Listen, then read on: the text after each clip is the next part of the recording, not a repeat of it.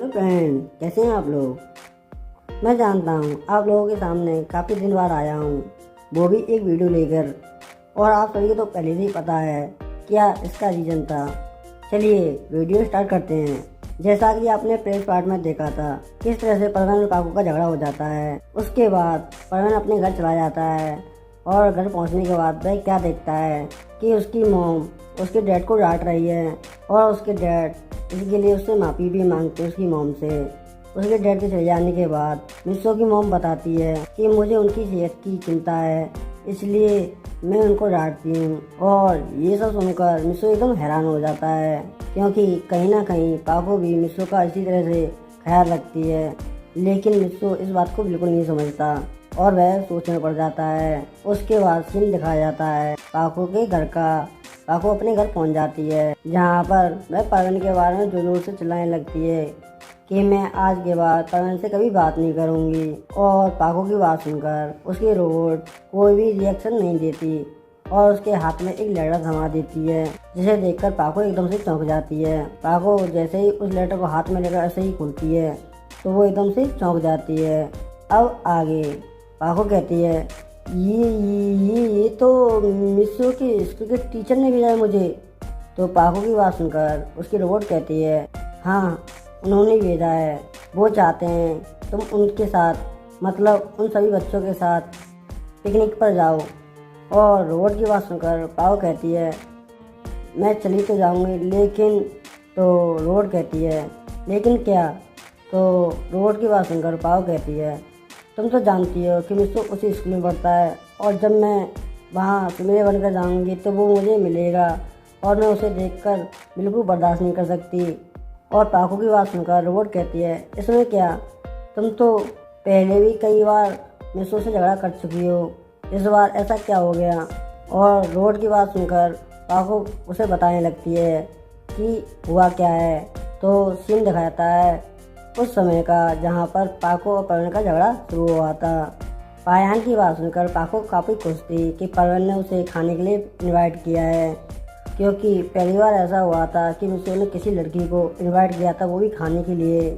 और ये सब सोचकर वह चली जाती है। और जब पाको परवीन के साथ बात कर रही होती है कि तभी वहाँ पर कुछ लड़कियाँ आ जाती हैं जो मिस्सो को चारों ओर से घेर लेती हैं, मतलब परवीन को। वह सारी लड़कियाँ परवीन से कहती हैं कि परवीन तुम यहाँ क्या कर रहे हो। तो परवीन उन लड़कियों को बताता है कि वह खाना खाने आया है पाको के साथ। और ये सब सुनकर वह सभी लड़कियां हंसने लगती हैं और वो कहती हैं कि तुम्हें कोई और नहीं मिला परवीन डेट पर आने के लिए, तुम हमारे साथ चलो, हमारे साथ खाना खाओ तो तुम्हारे लिए अच्छा रहेगा। तुम इस पाको के पीछे मत पड़ो, ये कहाँ और हम कहाँ। और ये सब सुनकर पाको को काफ़ी गुस्सा आ जाता है, लेकिन परवीन उन सब की बात सुनकर हंसने लगता है। और ये सब देखकर पाको बाहर आ जाती है और ये सब बात वह अपने रोबोट को बताती है कि ये सब हुआ था मेरे साथ। और पाको की बात सुनकर रोबोट कहती है कि पाको तुम्हें सबकी फिक्र करने की कोई ज़रूरत नहीं है, वैसे भी तुम तो जानती हो कि परवीन नंबर 1 किस तरह से वह सुमेरे को पसंद करता है और सुमेरे के साथ वो कैसे व्यवहार करता है वह तुम भी जानती हो। और अपने रोबोट की बात सुनकर पाको कहती है लेकिन पाको का क्या, पाको जो मिस्सो का इतना ख्याल रखती है इसके बावजूद वह मेरा मजाक उड़ाता है। और पाको की बात सुनकर रोबोट कहती है वो इसलिए क्योंकि तुम उसे प्यार से बात नहीं करती, हमेशा गुस्से में रहती हो। ये प्यार ही तो होता है जो अच्छे लोगों को पिला देता है। और अपने रोबोट की बात सुनकर पाको कहती है तुम्हारा कहने का क्या मतलब है कि मुझसे प्यार से बात करना नहीं आता। मैंने उससे कई बार प्यार से समझाने की कोशिश की लेकिन वो मेरी बात बिल्कुल नहीं मानता। और ये सब सुनकर उसकी रोबोट कहती है तुम्हें समझाना बहुत ही मुश्किल है, चलो ठीक है तुम मत जाओ, मैं चली जाती हूँ। और अपने रोबोट की बात सुनकर पाको सोचने पड़ जाती है और वो एकदम से कहती है नहीं तुम जाओगी तो कोई ना कोई गड़बड़ कर दोगी, मैं ही चली जाऊँगी। और ये सब कहकर वो वहाँ से चली जाती है। उसके चले जाने के बाद उसकी रोबोट वहाँ खड़ी होकर कहती है कि पाको मैं सब जानती हूँ, तुम भले ही परवीन से झगड़ा करती हो पर उतना ही उसे प्यार भी करती हो और ये बात तुम उसे नहीं बता सकती क्योंकि तुम उस पर डिपेंड हो। और मुझे नहीं लगता कि मिस्सो कभी तुमसे हाँ बोलेगा क्योंकि तुम्हारा बिहेवियर ही ऐसा है। तुम जब पाको बनती हो तो एकदम बदल जाती हो। काश ऐसा हो पाता कि तुम पाको के रूप में भी सुमीरे बन पाती। और ये सब कहकर वो वहाँ से चली जाती है। उसके बाद सीन शुरू होता है अगले दिन का। अगले दिन पिकनिक स्टॉप पर सारे बच्चे पहुँच जाते हैं और वे काफ़ी बेसब्री से इंतजार कर रहे होते हैं कि कब मिस सुमीरे यहाँ पर आएंगी। और सभी बच्चे सर से कहते हैं कि सर क्या मिस सुमीरे हमारे साथ पिकनिक पर आएंगी। और बच्चों की बात सुनकर सर कहते हैं हाँ हाँ ज़रूर आएगी। और बच्चों की बात सुनकर सर भी एक बार सोचने पड़ जाते हैं, क्योंकि सुमीरे बहुत बड़ी स्टार थी और वह सभी बच्चों की कैसे बात मानेगी जबकि उसे कई काम होते हैं। और ये सब सर सोच रहे होते हैं कि तभी अचानक से एक शोर होता है कि सुमीरे की गाड़ी आ गई। और ये सब देखकर सर भी खुश हो जाते हैं कि चलो सब अच्छा है। और कुछ देर बाद सुमीरे की गाड़ी वहाँ पर रुक जाती है, जिसमें से सुमीरे बाहर निकलती है। और सुमीरे को देखकर सारे बच्चे काफ़ी खुश हो जाते हैं और सुमीरे चेयर करने लगते हैं। और सुमीरे उन सभी को बच्चों से कहती हैं कि शांत हो जाओ, मैं आप सभी लोगों के साथ पिकनिक पर जाऊंगी। और वह अपनी ड्राइवर से कहती है ड्राइवर घर ले जाओ, यहाँ के बाद मैं इन सभी बच्चों के साथ जाऊंगी, वो भी बस में बैठकर। और ड्राइवर सुमीरे की बात सुनकर वहाँ से चला जाता है। उसके बाद सुमीरे को सभी बच्चे चारों ओर से घेरने लगते हैं और सुमीरे उनसे बातें करने लगती है। और तभी टीचर सभी बच्चों से कहते हैं कि क्या सबके सब सारे के सारे बच्चे आ गए, कोई छूट तो नहीं गया। और टीचर की बात सुनकर मिच्ची को कहती है कि सर मिस्सो यहाँ पर नहीं है। और ये सब सुनकर एकदम टीचर चौंक जाते हैं। टीचर कहते हैं क्या वो अभी तक नहीं आया, जबकि मैंने उसे बोला था कि कल टाइम पर आ जाना। ये मिस्सो पता नहीं कब सुधरेगा, आदत से मजबूर है, इससे कितना भी कह लो। और सर ये सब बोल ही रहे होते हैं कि तभी अचानक से मिस्सो की आवाज़ आती है कि सर मैं आ गया। और मिस्सो ये सब कहकर उनके सामने भागता हुआ आता है और कहता है कि सॉरी सर मैं लेट हो गया। और मिस्सो की बात सुनकर सर कहते हैं कि मिस्सो तुम कब सुधरोगे, आदत से मजबूर हो, तुम कुछ सीखो मिस सुमीरे से। मिस सुमीरे कितनी बड़ी स्टार हैं, इसके बावजूद वो यहाँ पर टाइम पर आ गई। क्या तुम मिस सुमीरे से भी ज़्यादा बिजी इंसान हो जो हमेशा काम में लगा रहता है। और सर की बात सुनकर कवा और साहू हंसते हुए कहते हैं मिस्सू और बिजी, ऐसा हो ही नहीं सकता। मिस्सू तो एक नंबर का कामचोर इंसान है जो कभी भी कुछ नहीं कर सकता। और ये सब कहकर सभी बच्चे हंसने लगते हैं मिस्सू के ऊपर। और मिस्सू अपना सर झुका लेता है। और सुमीरे ये सब देखकर एकदम से कहती है चलो सर, वैसे भी हम काफ़ी लेट हो चुके हैं, चलो यहाँ से।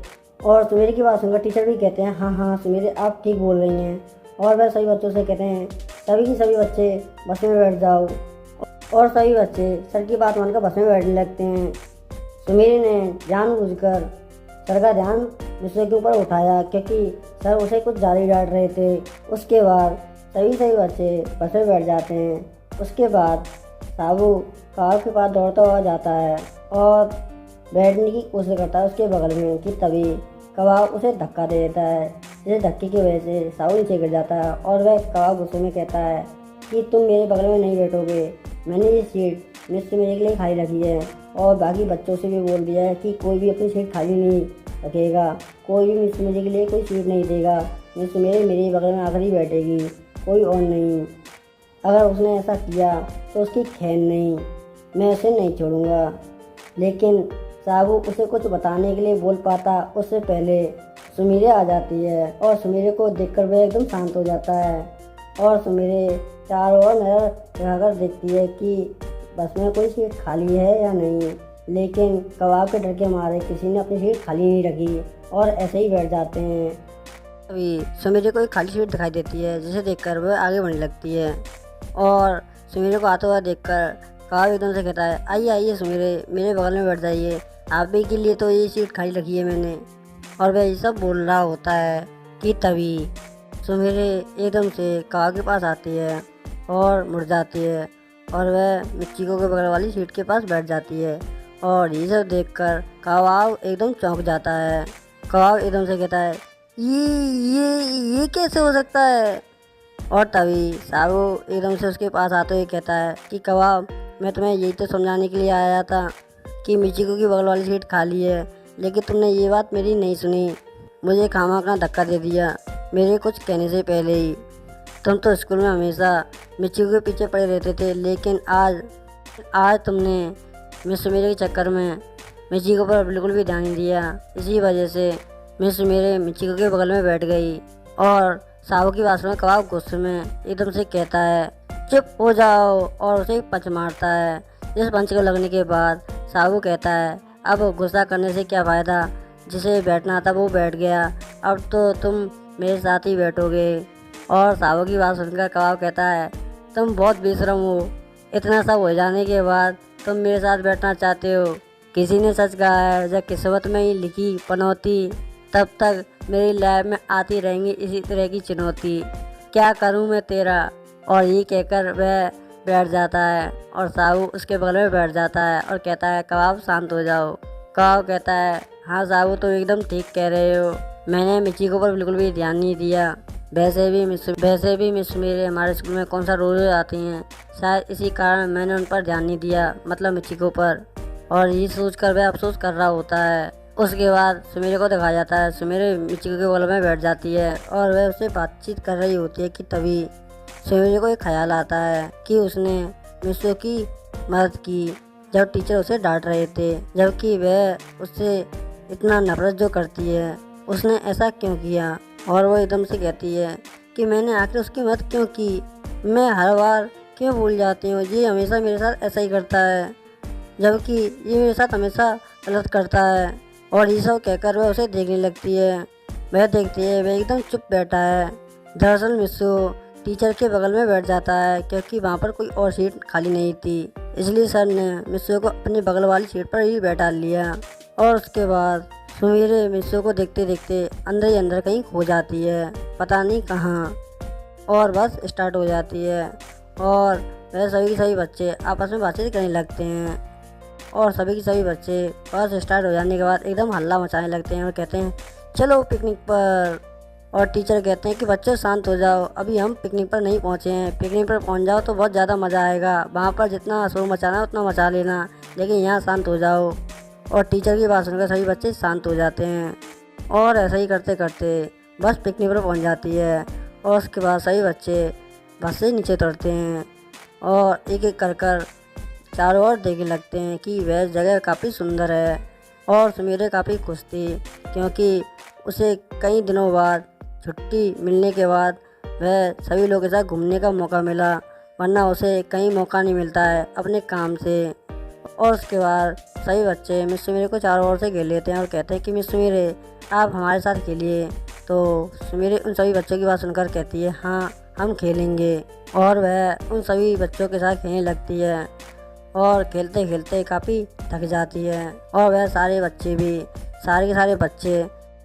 के सारे बच्चे आपस में कुछ ना कुछ बातें करने लगते हैं कि तभी सुमेरे नोटिस करती है कि वहाँ पर सही बच्चे उसके साथ खेल रहे थे और उससे बातचीत भी कर रहे थे, लेकिन मिस्सो वहाँ पर नहीं था, जबकि मिस्सो सुमेरे को इतना लाइक जो करता है, ऐसे कैसे हो सकता है। वो इस सब के चक्कर में मिस्सो के बारे में कैसे भूल गई। और वह एकदम से अपनी जगह से उठ जाती है और तभी उसे अपनी जगह से उठता हुआ देखकर कबाब कहता है एकदम से कि मिस सुमेरे आप कहाँ जा रही हो, आप हमारे साथ ही बैठो और कुछ देर और बातें करो। तो सुमेरे कहती है कि हाँ मैं ज़रूर करती, लेकिन मुझे कुछ काम याद आया इसलिए मैं अभी आ रही हूँ। और वह इतना कहकर वहाँ से चली जाती है और वह मिस्सो को ढूंढने लगती है और काफ़ी समय ढूंढने के बाद मिस्सो से मिल जाता है। वह दिखती है कि मिस्सो एक बीच के सामने बैठा है, वो भी अकेला, और वह चुपचाप से उसके बगल में बैठ जाती है और कहती है कि मिस्सो तुम यहाँ क्या कर रहे हो। और सुमेरे की बात सुनकर उसके मुँह से अचानक से पाको निकल जाता है, जिसे सुनकर सुमेरे एकदम चौंक जाती है। वह कहती क्या पाको। तो मिस्सो एकदम से हैरान हो जाता है। मिस्सो कहता है कि मिस सुमेरे आप यहाँ क्या कर रही हो। तो मिस्सो की बात सुनकर सुमेरे कहती है मैं यहाँ क्या कर रही हूँ वो सब तो अलग बात है, लेकिन मैं ये पूछना चाहती थी तुम यहाँ क्या कर रहे हो, वो भी अकेले। और सुमेरे की बात सुनकर मिस्सो हड़बड़ाते हुए कहता है कि तो सुमेरे कहती कि क्या कर रहे हो, बताओ ना तुम यहाँ क्या कर रहे हो। वहाँ पर सारे बच्चे खेल रहे हैं और काफ़ी मज़े कर रहे हैं, लेकिन तुम यहाँ क्या कर रहे हो अकेले बैठकर। और इसी के साथ ये पार्ट नहीं समाप्त होता है। हाँ दोस्तों, मुझे मालूम है ये पार्ट काफ़ी छोटा था, लेकिन अगली बार इससे भी बड़ा पार्ट बनाने की कोशिश करूँगा। अगर आपको वीडियो अच्छी लगे तो चैनल को कमेंट एंड सब्सक्राइब करना ना भूलें। तो फिर मिलेंगे। Okay, good bye, sayonara.